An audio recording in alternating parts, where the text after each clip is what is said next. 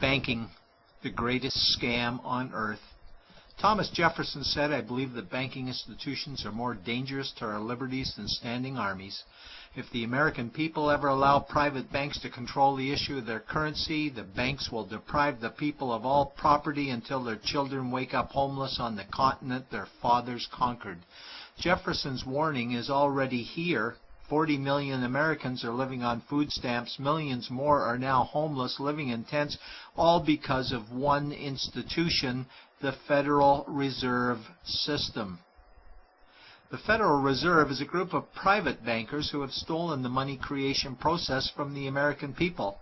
Most people still believe the Fed is an agency of the government working in our best interests. It is not. There is no greater form of evil in the world today, so let's explore the banking scam. None of us have ever been taught anything about money.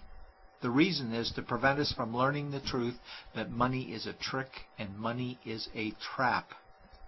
When solving any crime, there's a universal truth: follow the money, but with the banking scam, follow it backwards. Where does money come from? The world's money supply is always growing. Where does all the new money keep coming from? Money comes from privately controlled global banks like the Federal Reserve System. They create money every day, which increases the world's money supply. Because all banks are either owned or controlled by private bankers, the real question is, how do private bankers create new money? And the answer is they create it out of thin air. Bankers create money out of nothing. They make it up. It is a fiction. Wow. Godlike power to create something of value out of nothing. A stroke of a keyboard and money is created. In fact, only 3% of the world's money is even in the form of bills and coins, which means 97% of all money in the world is just numbers typed on a computer screen. This is part one of the banking scam. Money is created out of nothing. The second part of the scam is this phony money is issued as debt. What is debt exactly? Well, when you consider we work our whole lives to pay it off, you could say debt is slavery. But whose debt is this phony money? It's our debt, all of it. It's our debt when we use credit cards, we get student loans, borrow money for mortgages, all bank borrowing. And it's our debt, again, when the government borrows, which is each and every day. In today's world, money is debt, and debt is money, and don't forget the interest charges. Money equals debt, and debt equals slavery. Therefore, money equals slavery. Our monetary system is a carefully concealed system of slavery.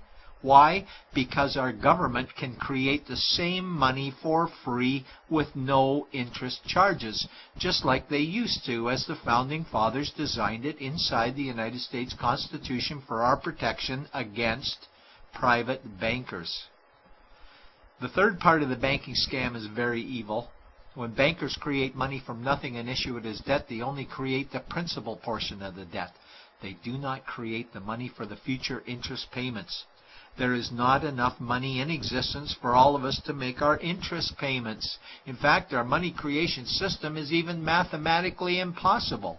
Money issued by the banks, principal debt, does not equal the money demanded back to the banks, principal plus interest. We are forced to play a game of musical chairs to see who can make their debt repayments. This guarantees a world of bankruptcy, competition, and scarcity of money. For example, we go to the bank to borrow money for a house, let's say $100,000.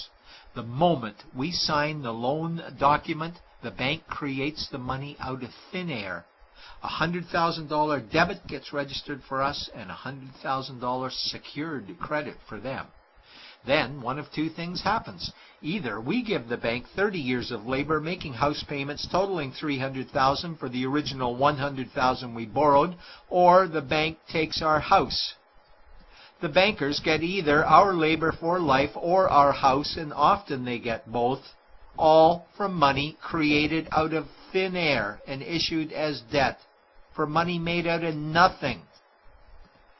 This is why all the bankers end up with all the assets. The fourth part of the banking scam is inflation. People think inflation is prices and costs increase. A better answer might be the value of our money always goes down. Inflation is created every time the central banks print money, which is every day. Where does all this new money get its value? The answer is it steals its value from the existing money supply, where our savings are. Our savings are disappearing because of the new money they're printing. If money creation was in balance with goods and services, there would be no inflation. Prices would stay the same.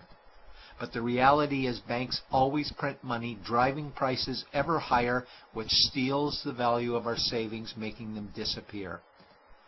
Since the private bankers created the private Federal Reserve in 1913, the United States dollar has lost 97 cents in purchasing power.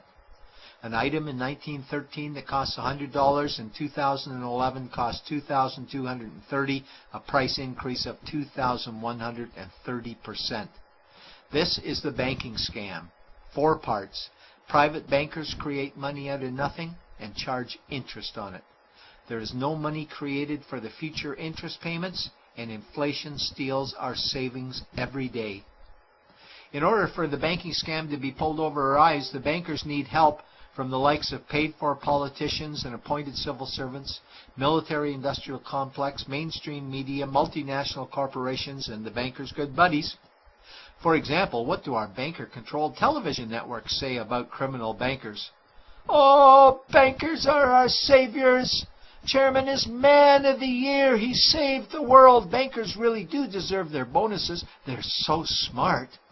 And what do our banker-owned G20 politicians say we need to do? That we must save our banking system, and now we need austerity measures, like increasing existing taxes and bringing in new taxes, cutting our social programs, including education and health care, stealing from our pension plans while increasing the retirement age, keeping us working for more years at lower wages while placing our children and grandchildren in debt and servitude for their future lives. We are being lied to that we must go deeper in debt for bailouts, stimulus packages, quantitative easing, saving the too-big-to-fail banks, credit easing, currency interventions, all names that mean the same thing: more debt to us. Is it not strange that the solution to too much debt is always more debt to us? And where is all this money going? It's going to the banks and to the bankers. They are stealing our money right now. 0.1% of the world's population owns 2/3 of the world's wealth. This means that 99.99% of the world's population own less than 1/3 of the wealth, a decreasing amount because these guys are stealing it. We desperately need to wake up to the banking scam. It is time for change. To retake control of our money system, we must stop supporting the banking scam. Lincoln said the government should create all the currency and credit needed to satisfy the spending power of government and the buying power of consumers. Money will cease to be master and will then become servant of humanity. And Jefferson said the issuing power of money should be taken from the banks and restored to the people to whom it properly belongs. It's a pyramid scheme.